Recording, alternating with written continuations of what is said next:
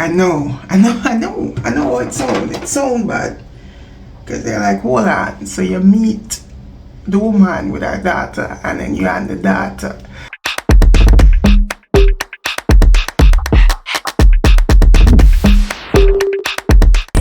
What's up? Welcome back to Bear.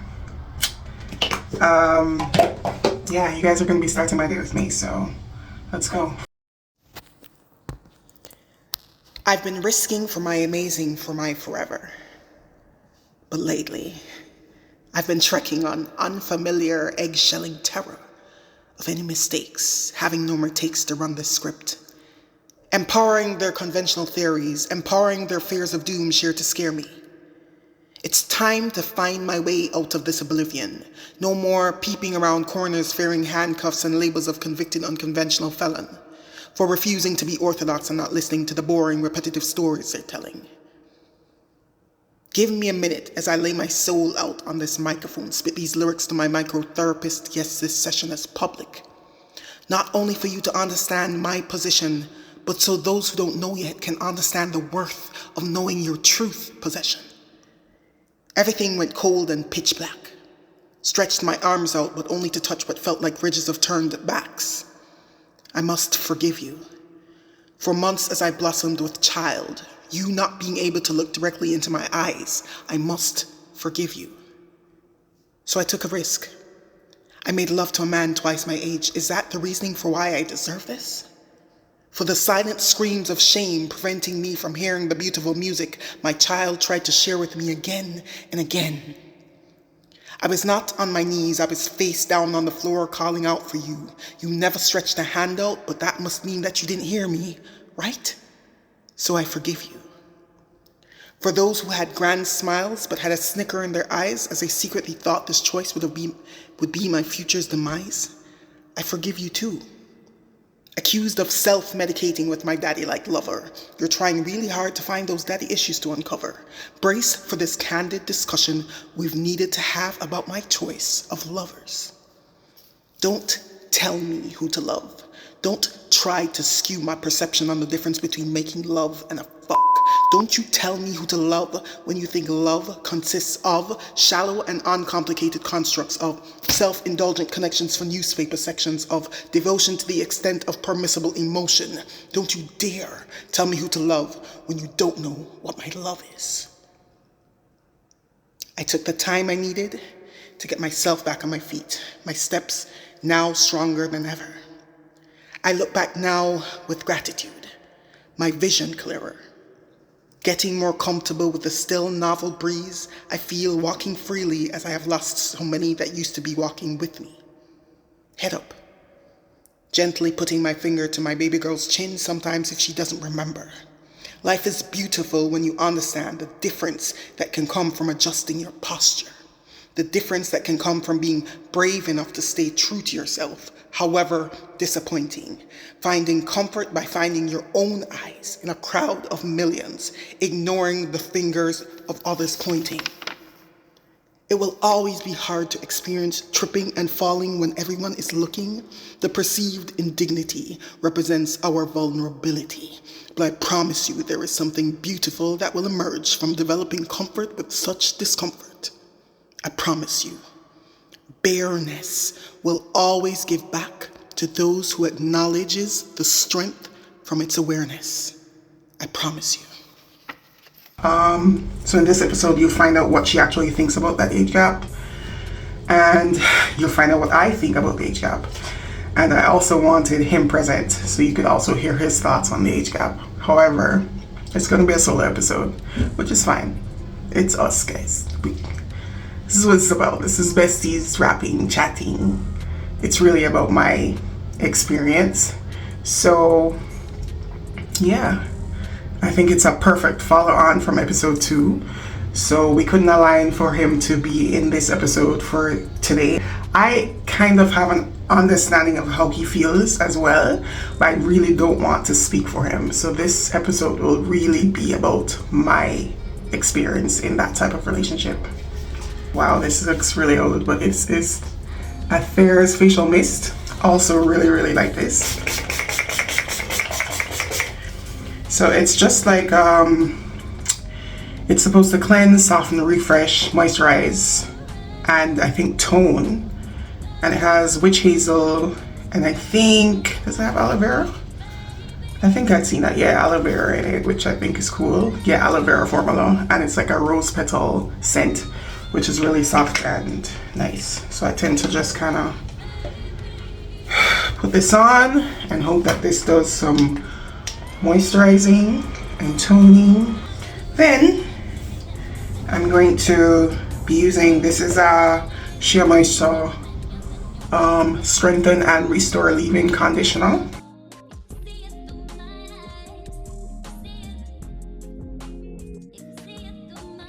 Alright, so first of all, do I think that my age gap relationship was predatory in any way? I can tell you what my therapist thinks. Okay, this is that concealer, guys, that's supposed to, like, I think you're supposed to put this on before your foundation. Makeup girlies, you guys can correct me, you know. God, you know. Right. So yeah, definitely my therapist has the inclination to think that it was. But when you look up the meaning of predatory, I mean, that normally involves some sort of deceit, some sort of manipulation, some sort of exploitation of someone more vulnerable or seen as weaker than yourself. So if you're asking what I think, if I think this was a predatory relationship, absolutely not. Yeah. But the more I've grown, you know, I actually have an active resistance to that perception. So even when it was brought up in therapy in that type of light or in that type of energy, I was very resistant to thinking of myself in that way. In terms when I think of myself and my own being and how I show up in spaces and interactions with people, it was hard for me to kind of understand, what do you mean? But, you know, and I stand by that because there really wasn't any deceit. We were both acting out of our own will to enter into that relationship, right? How did I end up in a relationship with someone who was, I'm wondering, should I give the age gap? I mean, it's over 20 years of a gap, which is significant. So how did we end up in a relationship? That's the starting point. That's where I'd like to start. So the ironic part about this is I met him with my mother. So my mother knew him personally before I did, for many years before we met. I had never met him. And so when we met, I was with my mom and she introduced me as her daughter. I know it sounds bad. Because they're like, hold on, so you meet the woman with her daughter and then you and the daughter. But it wasn't really, I can only tell you my experience, guys, and what he's told to me. He said he did feel some sort of draw at the first meeting. I didn't feel a draw. What I can say is that, what's next, guys? What's next? I think it's important to start out how we ended up in a relationship with making the statement that he is one of the most interesting and strangest people I've ever met in my life to this day. So I can't say that at that first meeting with my mother there was a draw to him, like, ooh, like a crush, like, ooh, he's so attractive, ooh, I like him. But it was more so of, how interesting, like, wow, maybe I should do some research on who this person is, because they are of interest. I think just how they show up, how they speak, the intensity in which his whole brand of who he is and himself and how he stands in that was interesting to me. So I can't say that. But it wasn't interesting enough for me to be like, after I leave the meeting, to be like, wow, let me get his number, no, this was the furthest thing from my mind, because it was obvious that this was somebody who was much older than me. And I think he made the statement to me that after that first meeting, his thought was, boy, if I was 1 year younger and she was 1 year older, clearly he doesn't mean 1 year.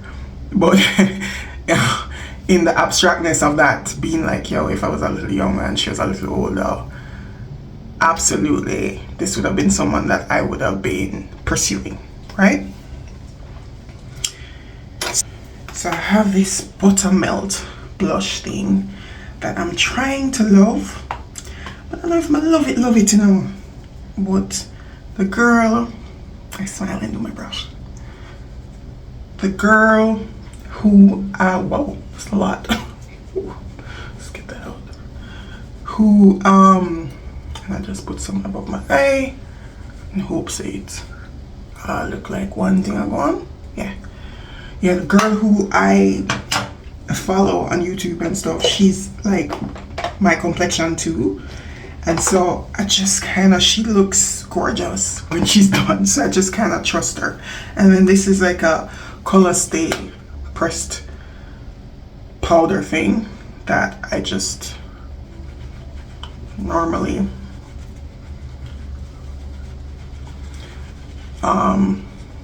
end the makeup stuff with, right? And I feel like it sets it. Just a quick thing, and then I'm going to put on a little eyeliner, because I got an eyeliner now. Why this done? Let me just like that, you know. Do you guys line your lips? Because I've been like seeing people do this like lined lip with like a soft pink center kind of look. I have very pink lips, if you haven't realized. So I'm like, well, I don't really need to add nothing for the pink center. But I'm like, maybe if I line my lips and put on like a gloss, you know, it will kind of give the same effect. Doesn't. But it's cute.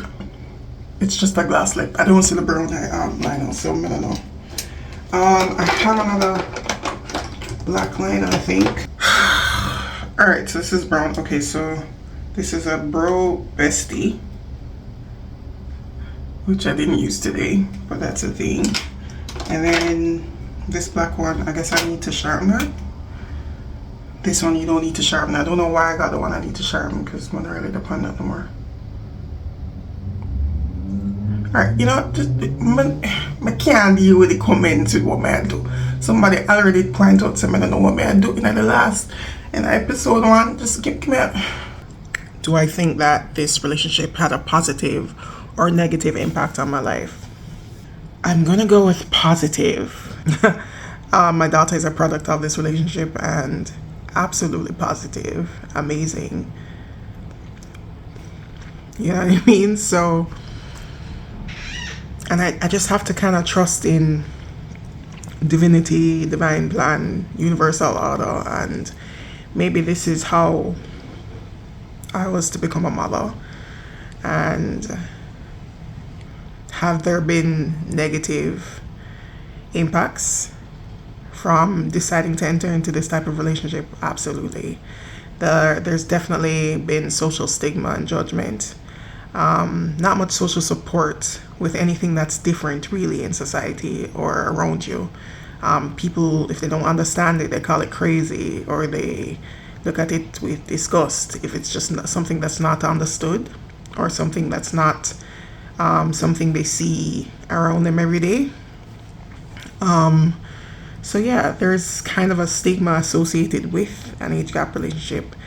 because of the assumed predatory behavior of the person who's older, and also for me, who don't really like to be thought of as prey for the person who's younger as well. It's not pleasant to be thought of in that way.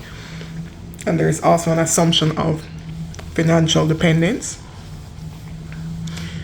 I mean, he does okay. He's doing pretty well in his life, but I don't think that he could confidently look at anybody and tell them that Kai has ever been financially dependent on him. Just not true. Him I do him thing, me I do my thing. We provide for our daughter. That's where I'll leave that. Yeah, and also the perceived power imbalances. I think that's the one that really sits. That's blurry for me, because there is an inherent power imbalance in any age gap relationship. Even for someone like me, he doesn't really want to see it. It's inherent in it. So in my early 20s when we met, did I think I was fully grown and fully myself? Absolutely. Was I? Absolutely not. There is still so much growth and so much solidifying that needed to happen for my own self-esteem and identity. The same things that I spoke about in the last video of what I want for my daughter. There was still so much of that still needed to happen, and what I was in the process of. And so I don't know if my personality saved me, because I'm pretty stubborn, and I stand in something. When it's something I believe in, I stand in it. I stand my ground in it. I think that's why it's so hard for me to accept these kind of perceived predatory and power imbalance type dynamics, when this is kind of my personality of stubborn and standing on things that I believe in. And just speaking to my therapist on that, I had to kind of understand that even though I thought I was fully solid and fully formed and fully there, I have to admit that I just wasn't, or I was still vulnerable to a lot of influence at that time. I mean, not that I'm not vulnerable now, but I've just come so much further at 38. I know myself. I know what I'm not. When I step into a relationship, I know what I'm looking for. I know what I'm not looking for. I back then I didn't know all of that. So I was, and because I'm a little free-spirited and open-minded, and which is why I ended up in such a relationship anyway.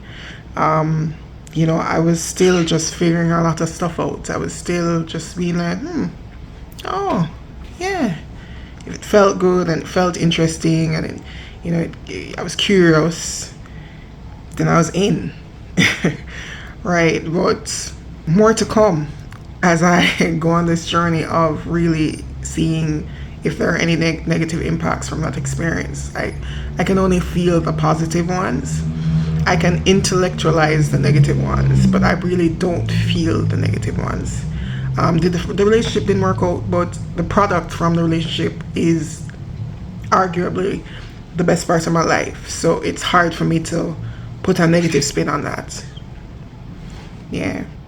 What does our daughter think about the age gap? This is probably the only person that I really, really care about their opinion on it. I don't really remember when you noticed. Yeah, but I think it was ever since I calculated his age. And I don't know, I just knew that, and I also knew your age, and I knew that wasn't the regular age. Oh. Yes. You knew? How did you know? Cause and also I would see my friends' parents. They looked closer in age? Yes. Okay, so you figured it out. Yeah. Other than her, it's my family, my immediate family. I think I was more so just concerned with what my dad thought, what my mom thought. my brothers. I have two older brothers. The people that they're with, people in my immediate circle. My caring for what people think really comes from, do you know me though? You know, so the list of opinions that matter for me is pretty short. And it has to come from some sort of base or foundation of our relationship.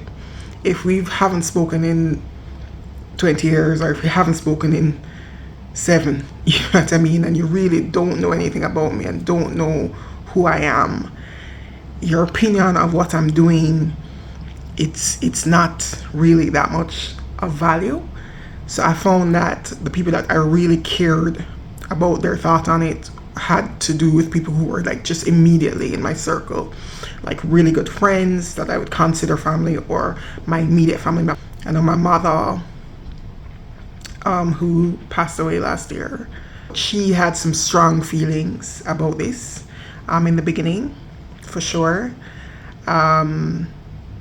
She expressed that she felt like I just threw her morals, everything that she's passed down to me, in her face. So this was the kind of judgment. She, I guess, had friends who had a lot to say about it and had their opinions, and it's a hard place to put her in. So even though my list of people's opinions that mattered was really short, and I was just kind of trying to get to know myself and move through life in an authentic and intentional way. If this is somebody that I have an interest in, then I'm going to pursue this interest and move along, and even if it's different, I'm okay with looking at it and moving through it. And because my list is so small, it really, I had to get to a point where I understood that even though my list was this small, her list was completely different and much bigger, and how much this affected her life and her relationships with people, and how judged she felt as a mother, because she thought that this was something that was negative. So of course there are going to be people who think that, okay, older man, older relationship, over 20-year gap, daddy issues right away, right? I even have wrote poetry, which you'll probably hear at some point in this video. Daddy issues, right? It makes sense why you would say that. It makes sense why you would assume some sort of trauma for you to even have some sort of attraction to somebody that's so far apart from you in age. And there's research and psychological theories that speak about the relationship that girls have with their fathers, and how you look for someone that kind of have these same type of traits as your dad, and depending on how the relationship was with your father as well, positive or negatively, this affects how you move through relationships in your adulthood and womanhood. And so it makes sense to kind of put the two together and assume that, ooh, there's some issue. My father's the best father in the world. You know what I mean? My relationship with my father is a great one. I had a good upbringing. He is the person I feel safest with emotionally and every other way. I'm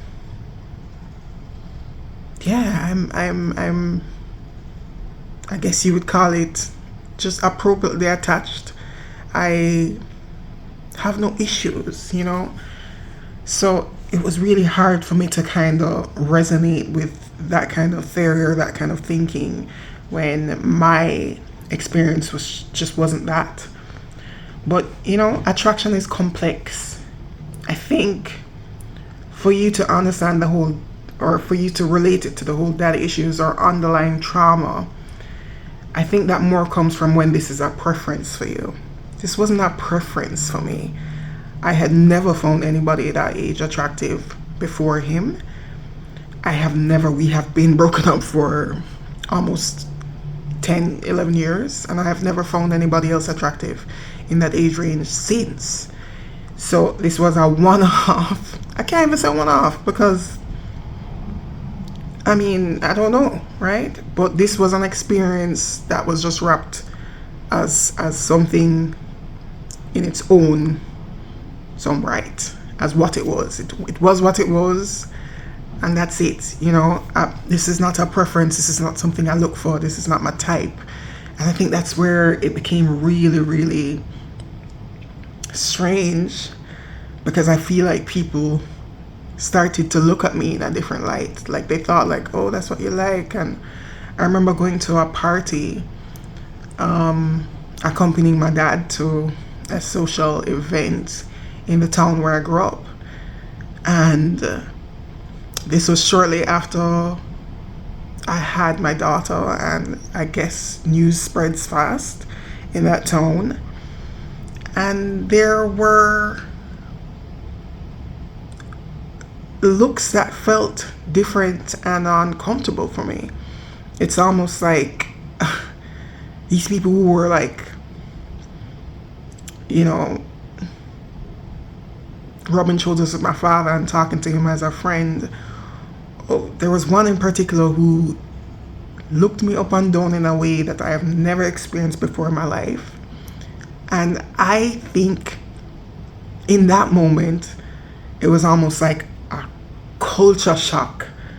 Almost like a, oh my goodness, like people think this is my type. People think that they can have the audacity to approach, or they think it's fair to make an assumption that they have a chance. And I was like, whoa, whoa, whoa, whoa, whoa, whoa. So that's when I realized how people think, and how this age gap relationship thing is so much bigger than what I thought it was. And just how, yeah, taking a step into something like this really can affect several other areas of my life because of how I'm now perceived based on this decision.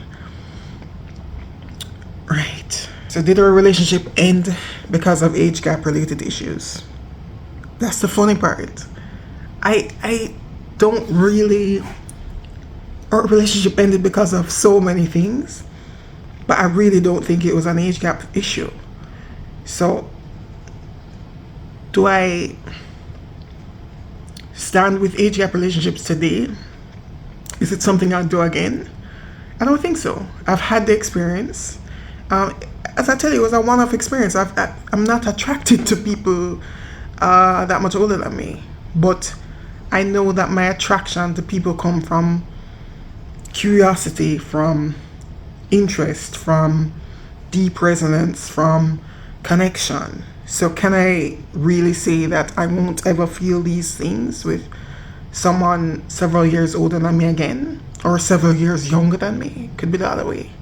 I can't say that, you know, but I can say it's not my preference.